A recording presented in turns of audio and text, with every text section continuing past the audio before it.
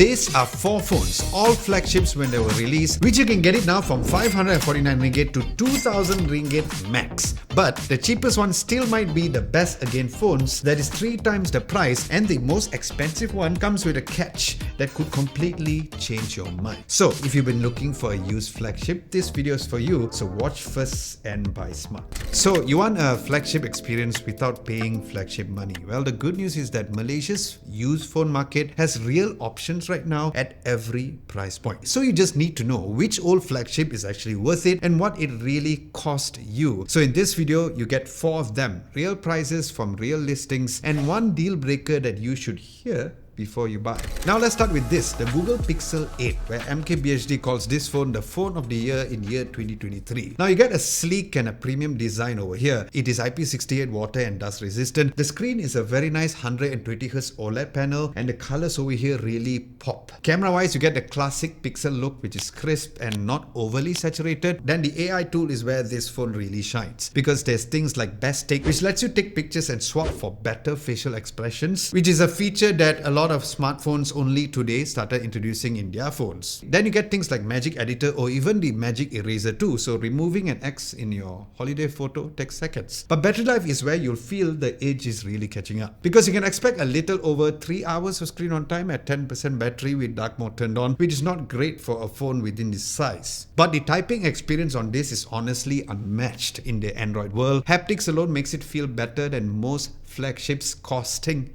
twice as much. Now, as of the recording of this video, the latest software update is at Android 17, which is the latest and greatest. Then the latest security update was on the 5th of July 2026, and you can find import sets from 980 ringgit, but the most listing sits between 1500 plus to 1800 ringgit. So take your time and just hunt around for the best deals. So for the design and the camera smarts, I would give the Pixel 8 a rating of 4 out of 5 stars, but the battery life, this one is about 3 out of 5 stars. Next up is the Huawei P40 Pro Plus, and this used to be the camera king of its era. Now the reason why is because you get a penta camera setup. Now in case you do not know what penta means, it means that it has 5 lenses. Yep.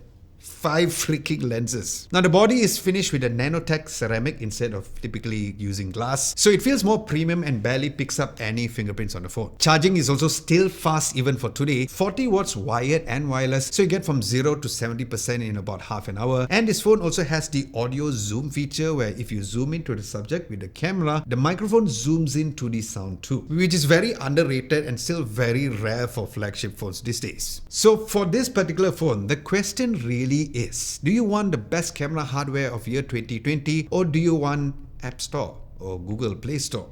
Because this is where you need to make the call. Because the Huawei P40 Pro Plus runs on Huawei's own app gallery, not Google Play Store. So all of the Google apps still needs a workaround with Petal Search. And even with Petal Search, you can't log in to your Google account. So you need to not only rely on non-Google apps, but specifically only rely on Huawei's app gallery. Now, as of the recording of this video, the latest software update is EMUI version 12.0.0. So for a casual user, which is not so much of a Google user, and you really need a camera first smartphone, then this is the phone for you, because it's still one of the best camera phones that you can get under 2000 ringgit right now. The display is also very nice at 2640 by 1200 pixels, and it comes with a massive internal storage of 512 gigabytes. So for the camera performance, I would give this a 5 out of 5 star rating, but when it comes to software convenience, that drops down to 2 out of 5 stars. Next is the Xiaomi 12T Pro. Not exactly a flagship when it was announced, but not only it comes with a very good chipset, which is the Snapdragon 8 Plus Gen 1 chip, a 4nm chipset, so it handles everyday tasks and games without breaking a sweat even in year 2026. But the other factor is that this phone is also launched with a massive 200 megapixel main camera, the first phone in Malaysia to carry that sensor when it was launched. You also get 120 watts of Xiaomi Hypercharge, which takes you from 1 to 100% in about 19 minutes flat. Then the matte finish at the back means there's no fingerprint magnet over here. Then the display is a 6.67 inch AMOLED panel at 120 Hz. It comes with a Harman Kardon tuned stereo speakers, not Poco F8 Ultra level of great quality speakers, but of course still very great. Now the phone only weighs about 205 grams, even with this massive camera bump and a 5000 mAh of battery inside, so it never feels like it's a brick in your hand. Now the used listing starts from only 650 ringgit, which is is really good to know, all of which means that if raw speed and camera resolution matter the most for you, then this is your pick. Now, as of the recording of this video, the latest software update is HyperOS version 3.0.4.0 with the latest security update on the 1st of May 2026. So when it comes to performance and camera, I would give the Xiaomi 12T Pro a rating of 5 out of 5 star. For the price to value against the rest of the list, that is a 3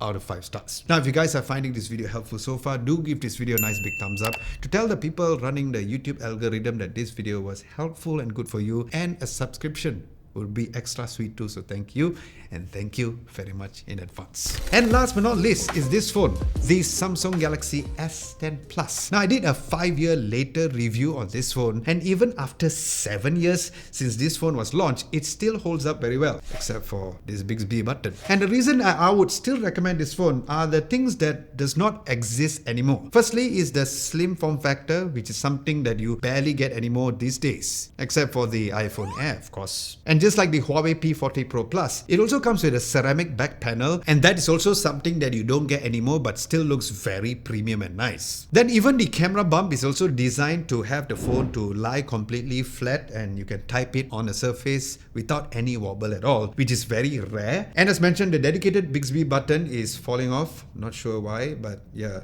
it's not completely falling off, but almost there. However, something that is really surprisingly rare until now is the fact that you still get a headphones jack and also a dedicated micro SD card slot. Two things that have quietly disappeared from flagships after this. And another super rare thing is the fact that in the box, not only you typically get a charger, you also get a USB-A to USB-C dongle, a cable, but also a freaking AKG wired headphones. Yep, good times. However, the software does show its age because it's 7 years already. Now, as of the recording of this video, the latest software update is at Android 9 with the latest security patch dating way back in October 2019 with One UI version 1.1. Then battery also needs a small workaround too, where you can just stick to FHD Plus resolution instead of WQHD Plus, where you can get about 5 hours of screen on time instead of 3 hours, which, to be fair, it's really good for a phone that was released in year 2019. But here's the best part about this, because out of all of the listings mentioned, this list only from 549 ringgit onwards. So for the design and the nostalgia value features, I would give the S10 Plus a 5 out of 5 star rating. But when it comes to software and security, that's a 2 out of 5 star rating, and that's the trade-off that you need to accept going in. Now, if you want a written version of this video, we do have one at our website at www.adamlobo.tv. Links to the website will be down below, where we also have some daily tech tips and daily tech news over there too. So out of all of this, which one should you actually buy? Well, if camera quality and budget both matter, then the Huawei P40 Pro Plus would be your choice. But of course, that is if you're okay working around app gallery. But if you want the best all-around speed and camera resolution, then the Xiaomi 12T Pro wins this one. But if you live inside Google's ecosystem and want the smartest camera tricks, the Pixel 8 is still worth it, but be patient on hunting the best price. And if you want the cheapest ticket to a flagship design with a fun throwback, then yes, this Samsung Galaxy S10 Plus would be your choice. But out of all of this, do let me know what you guys think and which one would you choose out of all of this list in year 2026.